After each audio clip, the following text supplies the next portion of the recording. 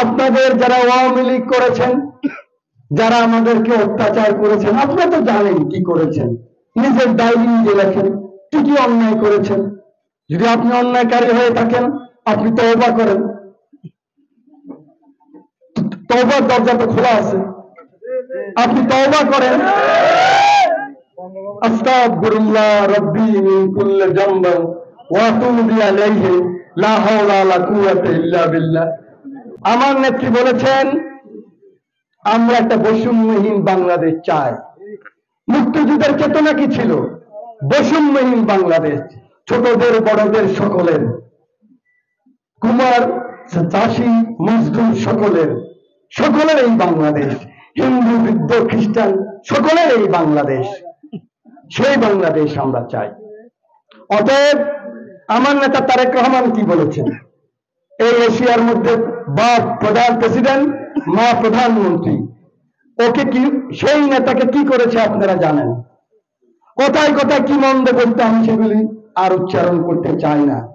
সেই নেতা যদি বলতে পারে আপনাদেরকে যে বিজিত আর বিজয়, যিনি বিজয় করছেন, যিনি পরাজিত হচ্ছেন, যদি একসাথে না থাকা যায় তাহলে বিজয়ের আনন্দ পাওয়া যায় না। যে নিজের ভাই মারা গেছে, একমাত্র ভাই, তারকে কবরে রাখতে পারেন নাই, তার মাকে একটু ছুঁতে পারতেছেন না, তার ভাই মৃত ভাইয়ের মুখে হাত দিতে পারেন না, তিনি যদি বলতে পারেন আমি কি তারেক রহমানের চেয়ে বেশি ক্ষতিগ্রস্ত হয়েছি? আপনি কি খালেদা জিয়ার চেয়ে বেশি ক্ষতিগ্রস্ত হয়েছেন? অতএব আমার সাথে আপনাদের ওয়াদা, আমরা কাউকে কোনো কিছু করব না ইনশাআল্লাহ। আমরা বিজয়ী বিজিত একসাথে থাকবো। আপনাদের যারা আওয়ামী লীগ করেছেন, যারা আমাদেরকে অত্যাচার করেছেন, আপনারা তো জানেন কি করেছেন। নিজের ডায়েরি নিজে লেখেন কি কি অন্যায় করেছেন। যদি আপনি অন্যায়কারী হয়ে থাকেন, আপনি তওবা করেন। তওবার দরজা তো খোলা আছে, আপনি তওবা করেন। আস্তাগফিরুল্লাহ রাব্বি মিন কুল্লি যামবিন ওয়া আতুবু ইলাইহি লা হাওলা ওয়ালা কুওয়াতা ইল্লা বিল্লাহ।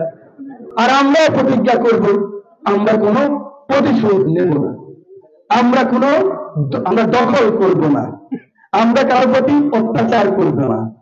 কিন্তু আপনারা যারা অত্যাচার করেছেন, আপনারা যারা আমাদেরকে কথায় কথায় অপমান করেছেন, আপনাদের জান মাল ইজ্জতের আমরা গ্যারান্টি দেব ইনশাআল্লাহ। আমাদের সবচেয়ে শেষ আশ্রয়স্থল সেনাবাহিনী, আমাদের শেষ সেনাবাহিনী কিন্তু কাজ করতেছে। সেনাবাহিনী কিন্তু আমাদের বুকে গুলি করে না, আর বাকি সবাই গুলি করছে। কি করেছে আপনারা সকলে জানেন। আপনারা যারা অন্যায় করেছেন, আপনাদের জান মাল ইজ্জতের আমরা ইনশাআল্লাহ গ্যারান্টি দেব। কিন্তু যারা অন্যায় করেছেন, 2-4 মাস লুকাই থাকেন, এত সাহস দেখেন কেন? এত সাহস দেখেন কেন? অন্যকে একবার মারিয়েও দিতেন, একবার কান্দিয়েও দিতেন, হ্যাঁ, এটা তো হতে পারে না। একবার মেয়েরা জিতছেন, এখন কান্না করে বলবেন যে আমারে বাঁচান, তাও জিতবেন। আচ্ছা বাঁচো ভাই, কিন্তু আবার বাজারে উঠে হাঁটবেন, হাত নাড়বেন, ওটা হতে দেওয়া।